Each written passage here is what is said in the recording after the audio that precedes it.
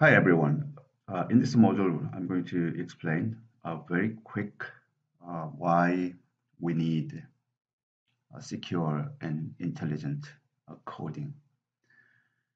So we can step in a little deeper in this area.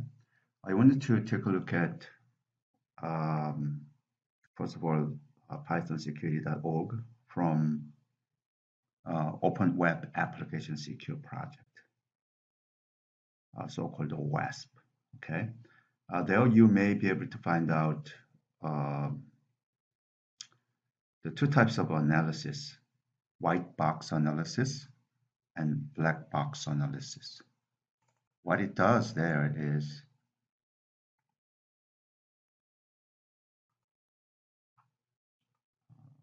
is it here? If it is a white box analysis, then we open the box. This is a coding list, and look at inside all the business logics and syntax, grammars. So those application codes are analyzed so that we can see all details. But all the cases, almost all the application software, we are not allowed to look at the coding details at all. But it allows us to test from outside like this. That is so-called black box testing approach. What we can do there is that we can give it input, then the coding, this code, returns the output. So by looking at input and output only, we can test, we can verify the legitimacy of this the coding list. All right, that is our black box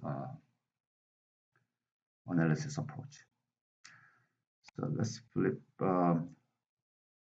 In this technique, usually we can check these things: equivalence partitioning.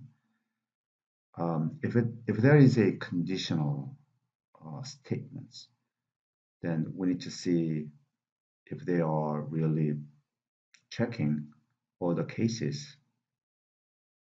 In this particular example, we are taking age from user, and then we make some decision based on the given data about age. And we can check, we need to cover all the range of these age values, whether it is under 17 or greater than 61 or in between. So by having these three conditions, all the spectrums of age values can be verified.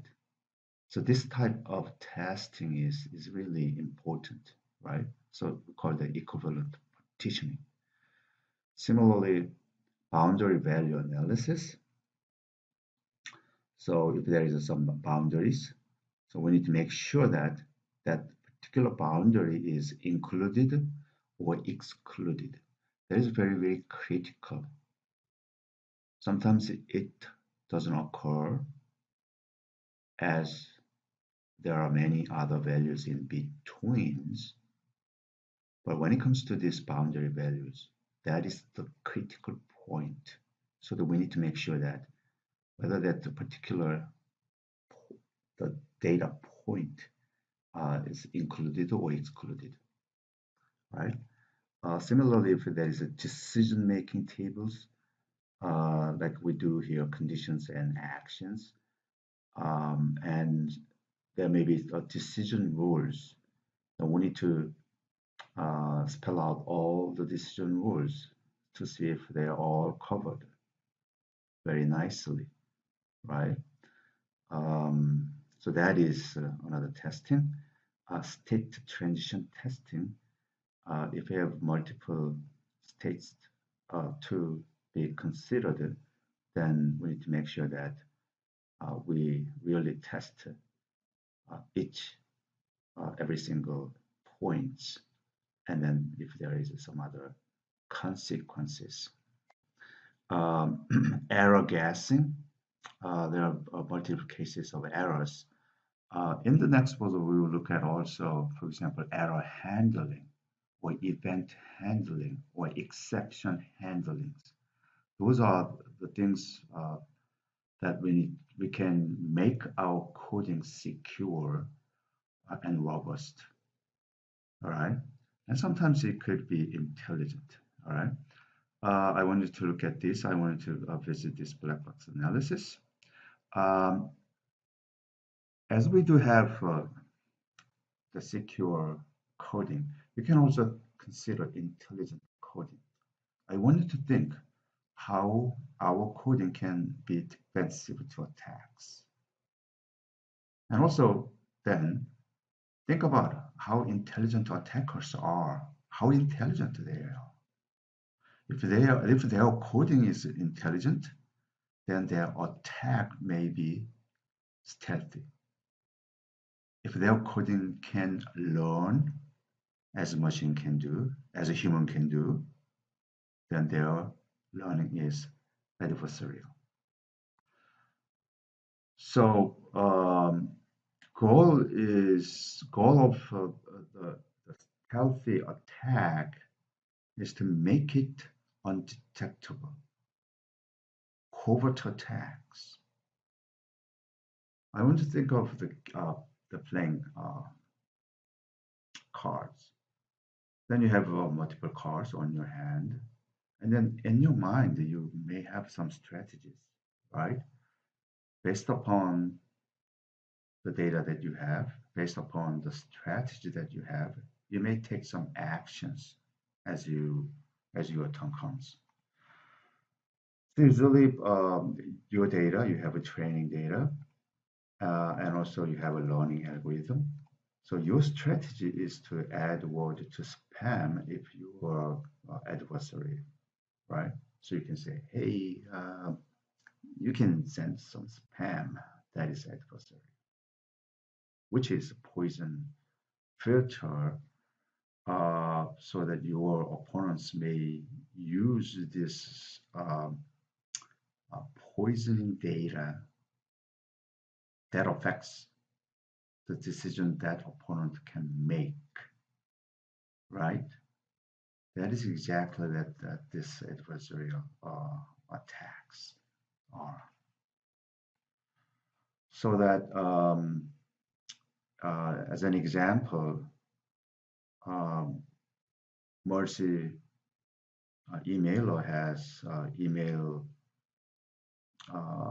filtering systems. Right now, Mercy emailer has only filtering if that emailer sent from internal or from external. If it is external, then quickly say there is a marker. Hey, this is from external. But we need something more intelligent filtering, right? So what we can do is that we need to train our filtering systems by adding learner. What this learner can do is to, given by looking at, hey, this type of emails are spam mail, this kind of emails are good mail, this is reliable mails. So we have a red mail and blue mail. Blue mail is good. Red mail, that is no good, right?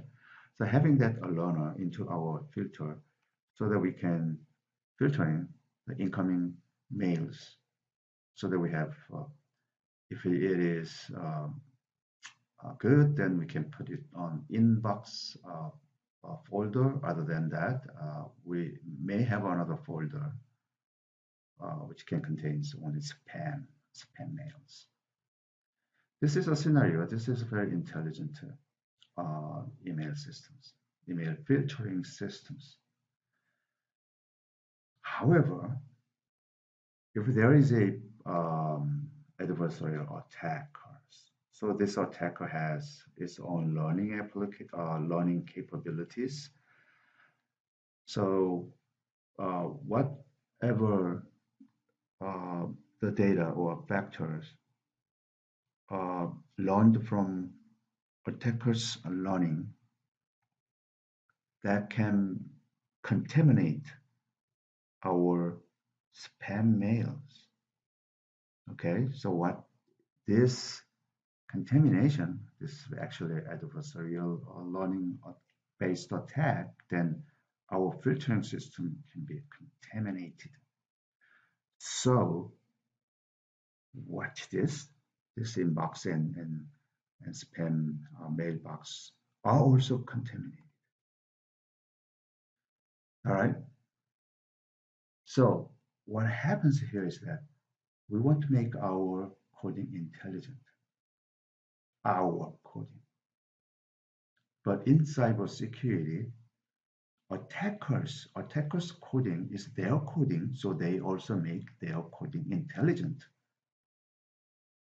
But they want to make their coding to be learnable, but their learning is adversarial learning that contaminate our learning process as well. All right, this is a quick overview. I hope you can understand. Thank you so much.